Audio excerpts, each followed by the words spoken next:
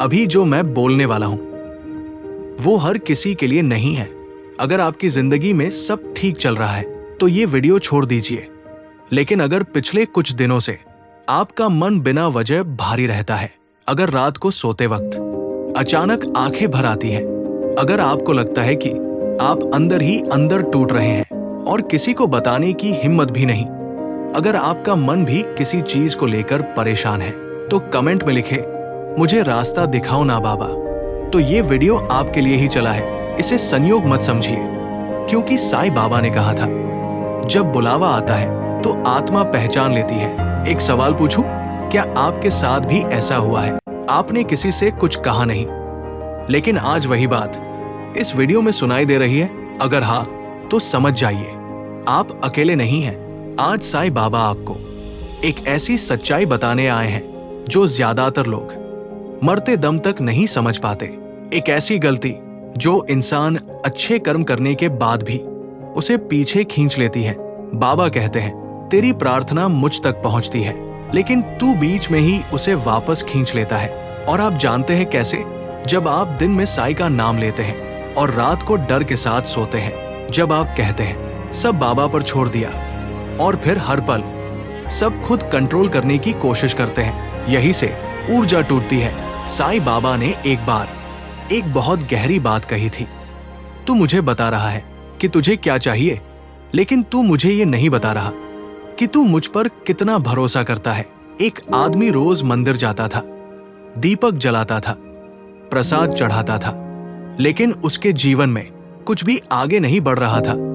एक दिन बाबा ने उससे पूछा, तू रोज आता है फिर भी खाली क्यों है? उसने कहा, बाबा मैं बहुत डरता हूं। बाबा मुस्कुराए और बोले, तो फिर तू प्रार्थना नहीं, डर का पाठ कर रहा है। आज अगर आपकी जिंदगी अटकी हुई लग रही है तो ये सजा नहीं है, ये इशारा है। साईं आपको सिखा रहे हैं कि भरोसा कैसे किया जाता है जब कुछ भी हाथ में न हो।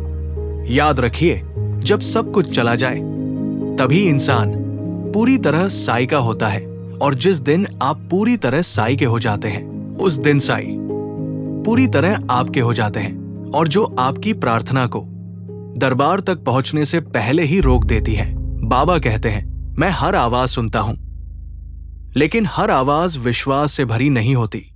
यही से कहानी शुरू होती है। हम सब कहते हैं मैं साईं को मानता हूं, मैं रोज नाम लेता हूं, मैं पूजा करता हूं, लेकिन साईं पूछते हैं क्या तू भरोसा भी करता है? क्योंकि मानना और भरोसा करना दो अलग बातें हैं, और यही हम वो गलती कर बैठते हैं। वो गलती है डर के साथ प्रार्थना करना। हम कहते हैं बाबा बचा लो, पता नहीं होगा भी या नहीं।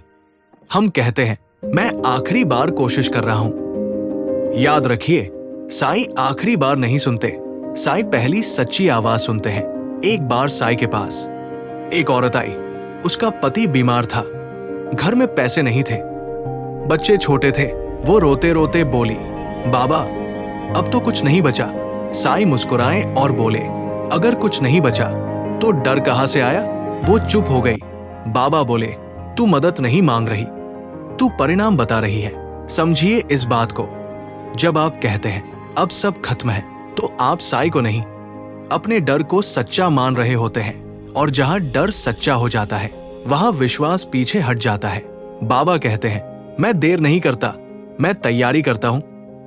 आप सोचते हैं मेरे साथ ही क्यों, लेकिन साईं सोचते हैं इसे ज्यादा मजबूत बनाना है, क्योंकि हर इंसान हर आशीर्वाद संभाल नहीं सकता। आज अगर आप टूटे हुए हैं तो समझिए आप बन रहे हैं। आज अगर रास्ता दिख नहीं रहा तो समझिए रास्ता आपके अंदर बन रहा है। बाबा कहते हैं मैं सबको देता हूं, लेकिन सबको एक ही रास्ते से नहीं। आज अगर ये वीडियो आपके दिल तक पहुंचा है तो समझिए ये बुलावा यूं ही नहीं आया। नीचे कमेंट में लिखिए मैं भरोसा करता करती हूं, क्योंकि जब आप लिखते हैं तो साईं पढ़ते हैं। और याद रखिए, जिसे सब छोड़ देते हैं उसे साईं थाम लेते हैं। आंखें बंद कीजिए, एक गहरी सांस लीजिए और मन ही मन कहिए, साईं राम, साईं राम।